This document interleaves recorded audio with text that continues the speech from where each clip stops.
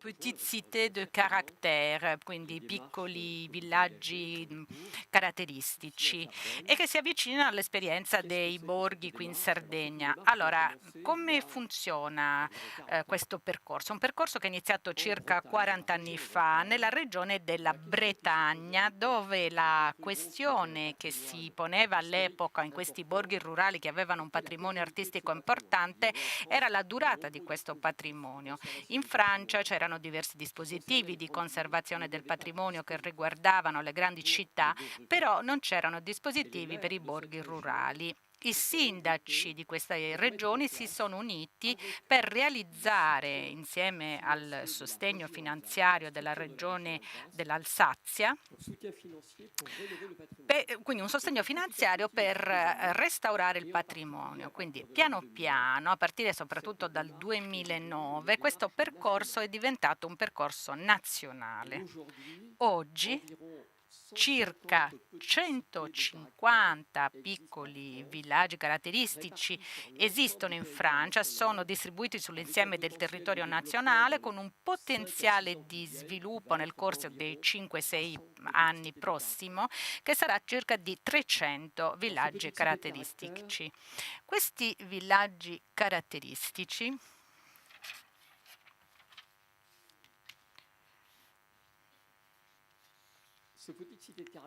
Allora, questi villaggi caratteristici hanno una storia ricca, un passato storico molto forte e un patrimonio.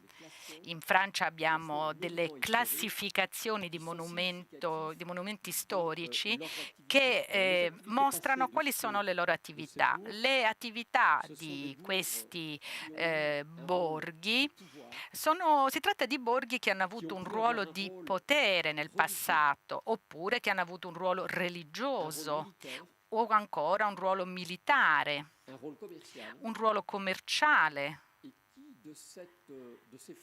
e che da queste funzioni hanno ereditato un patrimonio artistico. I piccoli villaggi caratteristici devono far parte di una carta.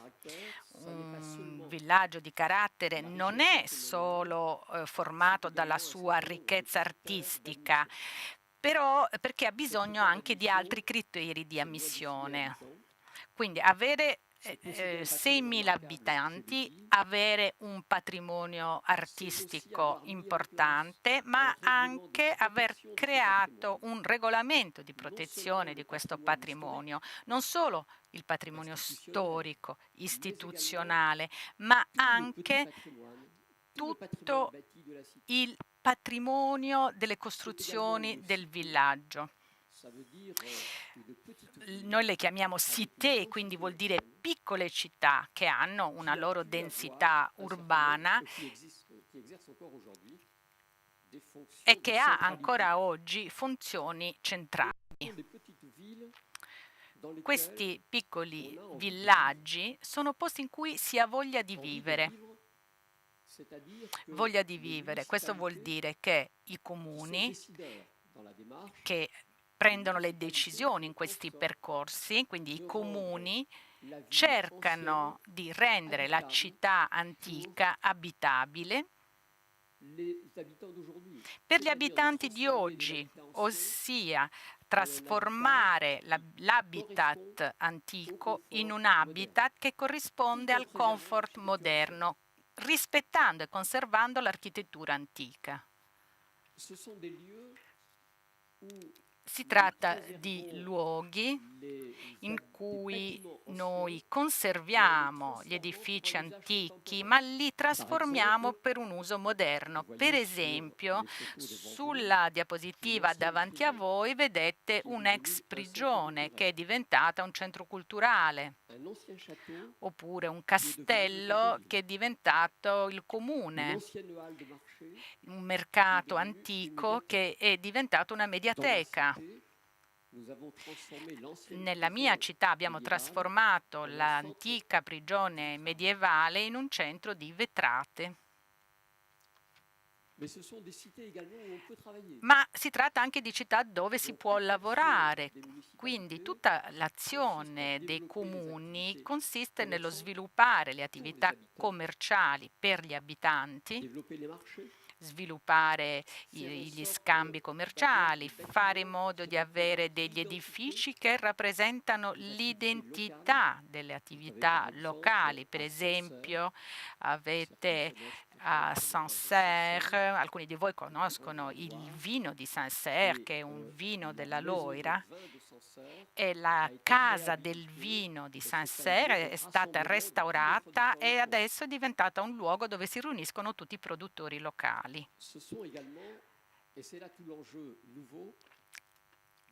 Si tratta anche di luoghi di sviluppo turistico. Il turismo è considerato come un'attività economica importante per questi borghi rurali e ognuna di queste città sviluppa un progetto culturale e turistico che deve essere un progetto popolare. Per noi si tratta di mostrare quello che rappresenta l'autenticità storica della nostra città e parlo a proposito di autenticità. Si tratta di una parola molto importante per noi. Ogni città è diversa, che si trovi in Bretagna, nel nord della Francia, nella parte centrale, nella Champagne, che è la mia regione, nella parte orientale, occidentale. Ogni città è diversa, ogni città ha una storia diversa, ogni città ha un patrimonio diverso e ogni città deve valorizzare le sue caratteristiche. Quindi ogni volta che organizziamo qualcosa è per mostrare le qualità storiche e patrimoniali della città. Quindi bisogna che ci sia autenticità, verità e che ci sia un senso per questo sviluppo festivo e culturale. Queste piccole città caratteristiche, come abbiamo detto, si appoggiano su una carta nella quale devono apparire un certo numero di criteri che devono essere tutti criteri di qualità. La qualità è essenziale per la vita degli abitanti, ma anche per l'accoglienza dei turisti. È estremamente importante che il turista che arriva in una piccola città caratteristica non sia deluso dalla sua visita. Questo vuol dire che tutti gli operatori, gli albergatori, i commercianti, le associazioni che spesso sviluppano manifestazioni culturali, ebbene tutti debbano partecipare a questo percorso di qualità. Si tratta di un'esigenza per tutte le città caratteristiche e devono rispettarlo per avere questo label, questa etichetta. Le piccole città caratteristiche hanno anche l'ambizione di sviluppare dei partenariati. Prima di tutto, queste piccole città funzionano in rete. Ogni città è troppo piccola per avere un'ambizione di sviluppo sul suo territorio. Però se invece tutte le città si mettono insieme, ebbene questo progetto può diventare veramente ambizioso.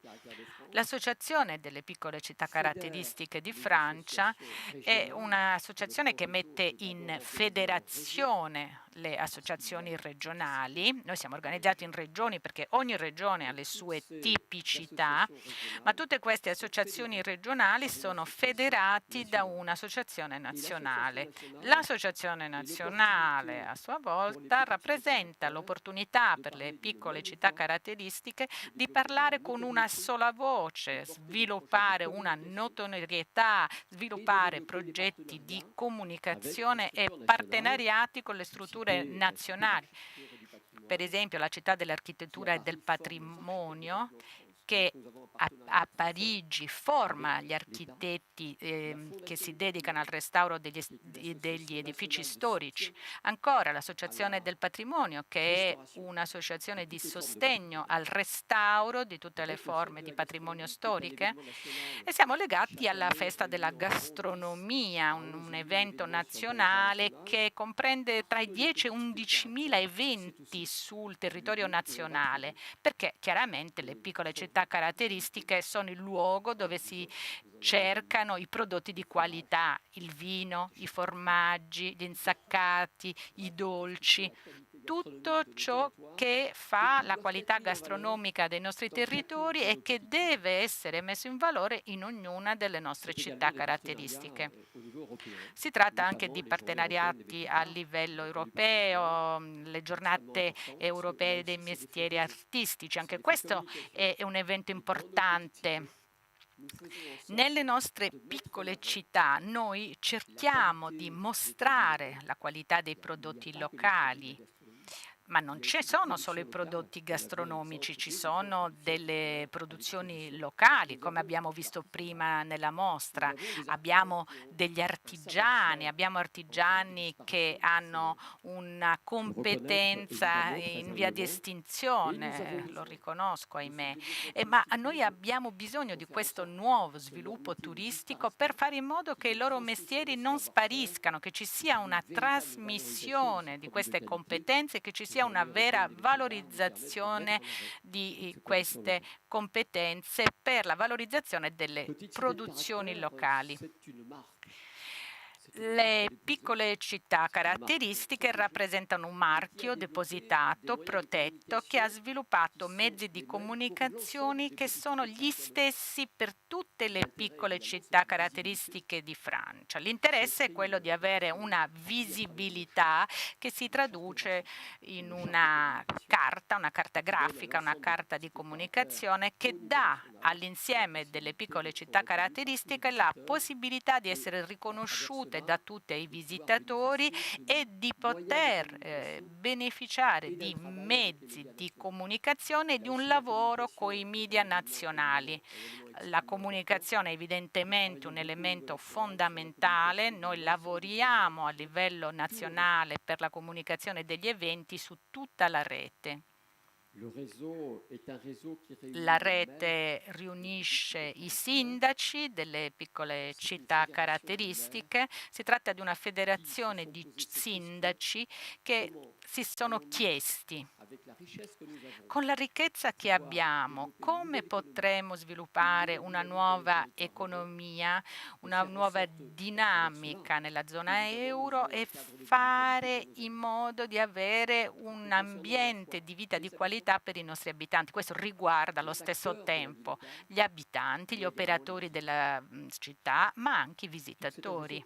Quindi si tratta di una rete estremamente organizzata, estremamente strutturata, ma la forza di questa rete e il fatto di poter beneficiare di questa organizzazione, un'organizzazione che ci permette di essere presenti oggi in numerosi media.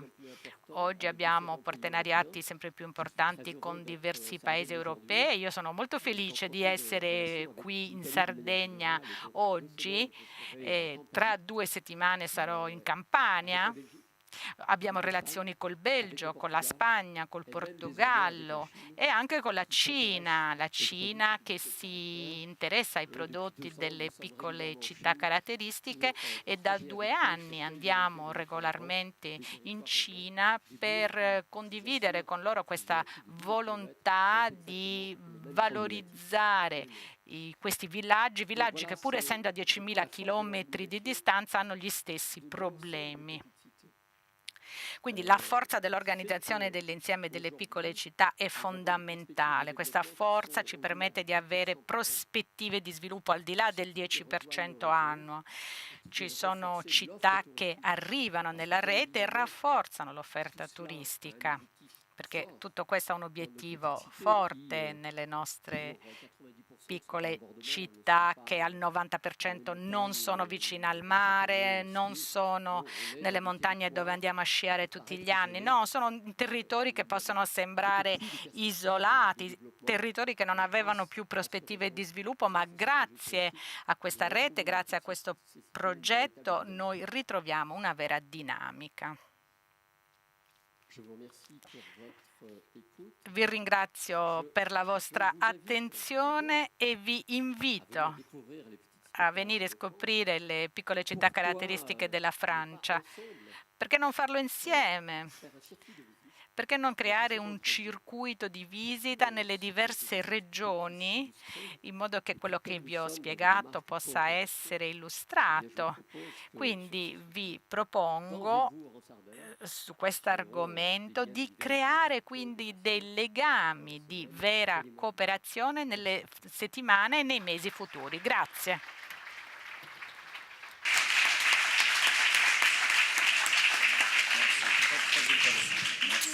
Grazie. Abbiamo qualche minuto per le domande, se volete approfittare dei nostri relatori o di Joseph.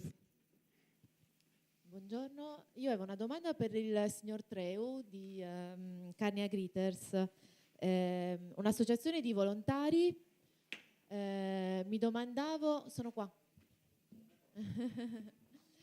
Mi domandavo, le visite sono, le esperienze che vengono offerte sono a pagamento, gratuite, un'associazione sì, di volontari che vengono poi pagati volontariamente oppure no? Dal punto di vista fiscale, ecco. Io sono una di quelle facente parte di un'associazione di categoria che cerca di difendere un po', certo. insomma, che paga le tasse. Capisco. Anche se esce con 2 persone. Certo, capisco. Allora, Carnia Gritters, come dicevo velocemente prima, aderisce al movimento mondiale dei Gritters. C'era un manifesto di 6 punti che io purtroppo per questioni di tempo sono andato molto velocemente. Per aderire al movimento mondiale dei Gritters è necessario che l'accoglienza al turista venga fatta gratuitamente. Prima cosa. Seconda cosa, bisogna condividere una serie di valori. Però un'altra delle questioni che stavano nel manifesto è che le persone che un gritter può portare in giro non può essere superiore a 6 persone. Allora, sì, perfetto, lo so. Allora, noi abbiamo fatto l'associazione e l'associazione non chiede dei soldi, ma racconta alla persona accompagnata: guarda che noi siamo un'associazione, abbiamo dei costi per le coperture assicurative e per i trasporti, quindi se tu vuoi farci un'offerta ce la fai, altrimenti no, ma non alla persona, all'associazione. L'associazione a fine anno chiude il bilancio come tutte le associazioni e poi eventualmente, ma non è mai successo, se ci sono degli utili di solito si ricomprano le magliette, si rifanno i dépliant, si acquista un po' di pubblicità su Facebook, eccetera, eccetera, ma potrebbe essere il caso che qualcuno dica: guarda, su 28 comuni io mi sono fatto 300 chilometri con la mia macchina per portare in giro la gente, dammi il rimborso della benzina o dammi una quota di rimborso della benzina. Le garantisco che in 3 anni di attività non c'è mai stata una conflittualità né con una guida alpina né con una guida, noi alpina insomma è più facile, una guida turistica. Addirittura nel museo più grande della zona, che è quello di Tolmezzo, i Gritters hanno fatto la scelta di non entrare, portano le persone fino fuori e poi se c'è la guida turistica disponibile l'accompagna all'interno del museo.